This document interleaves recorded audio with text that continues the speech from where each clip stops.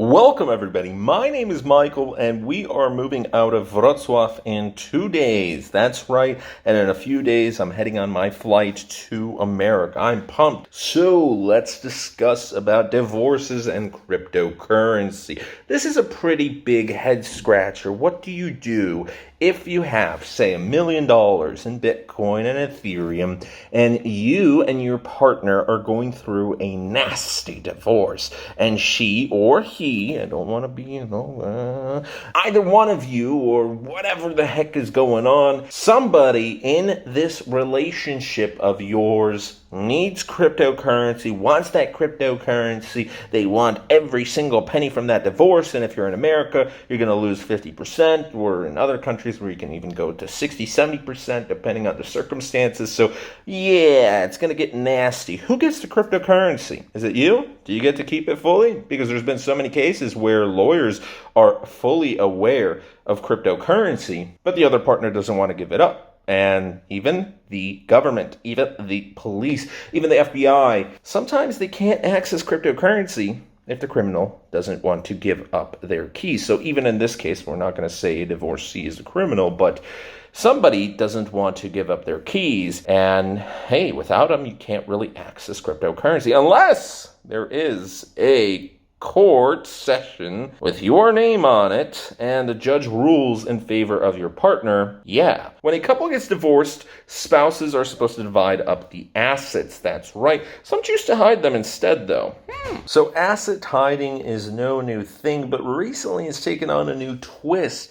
You see, mainly it's been the husbands who have been hiding their cryptocurrencies during divorces, and a lot of lawyers and a lot of courts have been trying to figure out a way how to access their cryptocurrency, especially the spouses who potentially could be awaiting a windfall of millions of dollars. I think a windfall would be if someone dies from the family, but you know what I mean. So a divorce attorney from Long Island, Sandra Radna, has represented several clients whose once rich partners are inexplicably saying, hey, they're poor. Not just poor, but poverty. In one case, the husband was a high wage earner who made over $1 million as an investment manager, but claimed all he had was a retirement account with $200,000. The wife knew he had assets, but didn't know where they were. The missing money, it turned out, was parked in cryptocurrency accounts. Radna was able to find it by means of forensic investigations and court orders. Her success in tracking down the funds is notable because it reflects how the legal and accounting professions are getting wise to cryptocurrency. A forensic specialist, Mark DeMichael, he is working with the firm Citron Cooperman.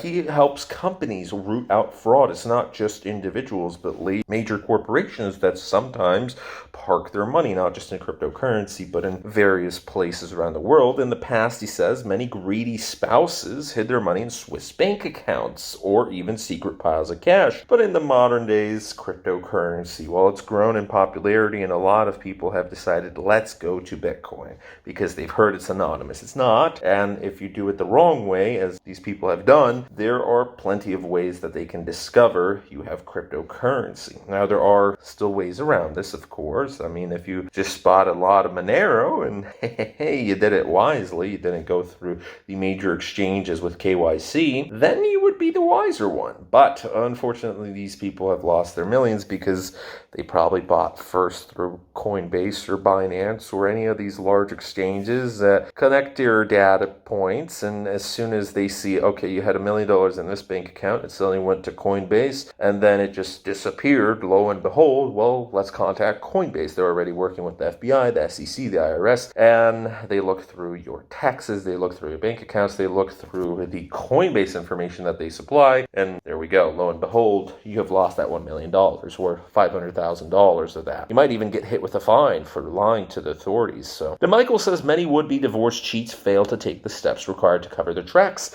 Instead, they'll use a service, exactly what I was saying, I didn't even read this far, like Coinbase, which must record customers' identities to comply with federal banking laws and must respond to court-ordered subpoenas. Even spouses who take more care to conceal their crypto transactions are not necessarily in the clear. According to Radha, she has obtained court orders in order to seize computers, conduct forensic audits to search for crypto-related activity. They might even search through your trash. And they're looking for privacy-centered currencies like Dash or Monero. Hey, that's interesting. DeMichael says he has built his own software to parse various blockchains, meaning that discovering even a single transaction could be enough to locate a spouse's hidden crypto fortune. As still, they're trying to scare you. It's not like you can't hide it. You just have to cover your tracks. As long as you have a wallet address, you have somewhere to start. They might be on the lookout for any hardware wallets or paper wallets containing Bitcoin keys if they're lying around the house. Michael adds that it will not always be possible to trace crypto assets, especially if a spouse has managed to move them directly to an overseas exchange such as Binance, which typically does ignore US subpoenas. But the reason I mentioned Binance earlier is that it's one of the largest exchanges in the world, and even though, yes, Coinbase and American-based exchanges will follow KYC and AML a lot better than other companies that still claim to do so, but they're operating in different countries of the world where they may not care as much about it. This doesn't just apply to Americans. This can apply to any nation of the world, and there's certainly some Asian nations out there that will find your cryptocurrency, or at least are on the lookout for that, and Binance may not be on the clear for so long. Binance is still, like any other exchange, going to collect your data. There are exchanges that won't collect your KYC data, although it's much more difficult. DeMichael says not everyone's that careful, though. He's received more than 24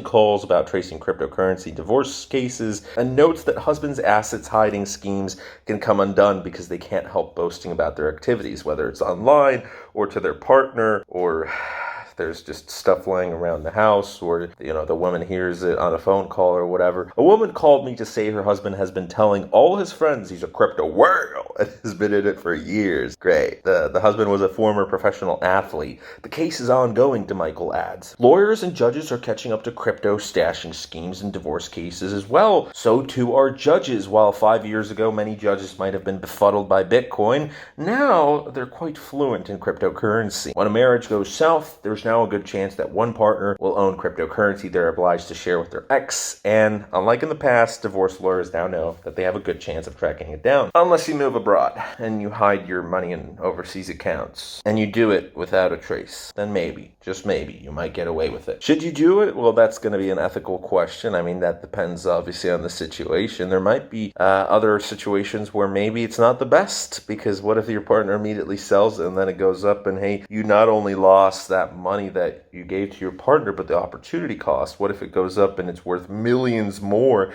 than when you gave it, and you knew you would have held on to it, but the courts forced you? So there's going to be hundreds of different variables to these situations, but what would you do in this case? Let me know down in the comment section below. Thanks so much for watching today's video. If you enjoyed it, hit that subscribe button. If you're new, leave a like, and we shall see you guys tomorrow. Bye. Peace.